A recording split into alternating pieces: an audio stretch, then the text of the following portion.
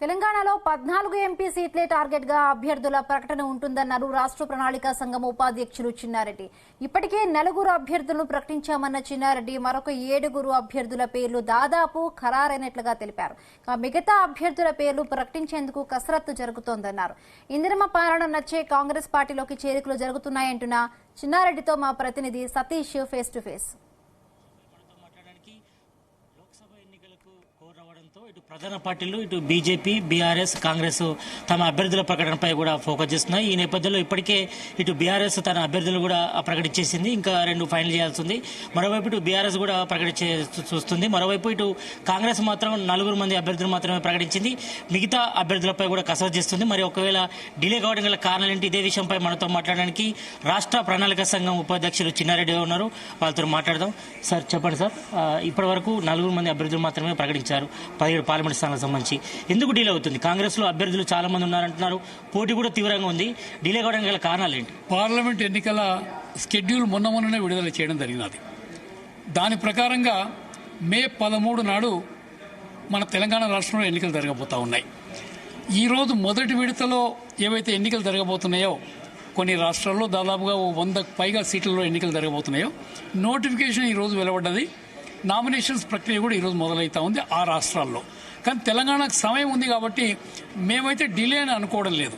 అంటే ఆచి తూచి వడబోసి ఒక నిర్ణయం, మంచి అభ్యర్థులను సెలెక్ట్ చేయాలన్న ఉద్దేశంతో ఇలా కాంగ్రెస్ పార్టీ హైకమాండ్ పోతా ఉంది. కాబట్టి 4 సీట్లు ప్రకటించినారు. 7 సీట్లు దాదాపుగా ఖరారైనవని ఈరోజు పత్రికలలో సమాచారం మనం చూస్తూ ఉన్నాం. మిగిలిన ఇంకొక 5-6 సీట్లు ఉంటాయి. ఈ 1-2 రోజుల్లో ప్రకటించేటువంటి అవకాశం ఉంటుందనేటువంటి మాట మేమందరం కూడా అనుకుంటా ఉన్నాం. ఇప్పుడు లోక్సభ ఎన్నికలకు రావడంతో రాజకీయ సమీకరణలు వేగంగా మారుతున్నాయి. ఇటు బీఆర్ఎస్ నుంచి కాంగ్రెస్ కొంతమంది వస్తుంటే కొంతమంది బీఆర్ నుంచి బీజేపీలో కూడా వస్తున్నారు. చాలా మంది కూడా ఇటు బీఆర్ నుంచి నేతలు మీ వైపు కూడా చూస్తున్నారు. మరి గతంలో మీరు పార్టీ ఫిరాయింపులకు సంబంధించి కూడా వ్యతిరేకించిన వాళ్ళు ఇప్పుడు చేర్చుకోవడానికి కూడా కొన్ని ప్రతిపక్షాలు కూడా తప్పుపడుతున్నాయి. దీనిపై మీరేమంటారు? అంటే ఆ రోజేమో ఏదేదో ఆశలు చూయించి కేసీఆర్ గారు మంత్రి ఇస్తామనో లేకుంటే డబ్బులు ఇస్తామనో ఆ మాదిరిగా కాంగ్రెస్ పార్టీలో ఉండే ఎమ్మెల్యేలను చేర్చుకోవడం జరిగింది. దాదాపుగా 12 మంది ఎమ్మెల్యేలు ఒకటేసారి సిఎల్పిఏ వారు సొంతం ఉన్నట్టుగా కాంగ్రెస్ పార్టీ సిఎల్పిని తీసుకెళ్లి ఆ రోజు టీఆర్ఎస్ వాళ్ళ యొక్క లెజిస్లేటివ్ పార్టీలో మర్జ్ చేయడం జరిగినది. అంత ఘోరంగా వాళ్ళు చేసినారు. ఎన్నిసార్లు స్పీకర్ రిప్రజెంట్ చేసినా పట్టించుకున్న పాపాన పోలేదు. కానీ ఈరోజు కాంగ్రెస్ పార్టీ అడగకుండానే బీఆర్ఎస్ కు భవిష్యత్తు లేదనే ఉద్దేశంతో వాళ్లే నిర్ణయం తీసుకుని ఇలా కాంగ్రెస్ పార్టీ చేరుతా ఉన్నారు తప్ప కాంగ్రెస్ పార్టీ ఎవరిని కూడా సొంతంగా ఆహ్వానించినటువంటి దాఖలాలు మాత్రం లేవు. అంటే గతంలో సీఎం రేవంత్ రెడ్డి చెప్పారు, ఇటు ఎవరైనా పార్టీ ఫిరాయింపులకు పాల్పడితే వాళ్ళని ఉరి తీయాలి, కొట్టాలని కూడా చెప్పారు.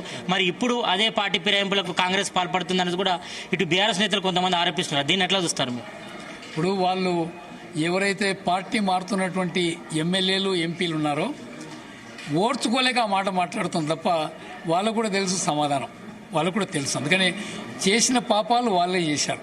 ఈరోజు మమ్మల్ని నిందిస్తే ఆ పాపం పోతుందని అనుకుంటే మాత్రం తప్పు. ఈ లోక్సభ ఎన్నికల్లో కొత్త వారికి ఒకవేళ ఎంపీ టికెట్స్ ఇస్తే చాలా మంది కూడా సీనియర్ నాయకులు కూడా అసంతృప్తికి గురే అవకాశం ఉంటుంది. వాళ్ళని బుజ్జగించేందుకు ఏ రకమైన ప్రయత్నం చేస్తున్నారు? ఎందుకంటే చాలా మంది కూడా బీఆర్ఎస్ నుంచి కాంగ్రెస్ లో చేరుతున్న పరిస్థితి కొనసాగుతుంది. కాబట్టి దీనిపై మీరు?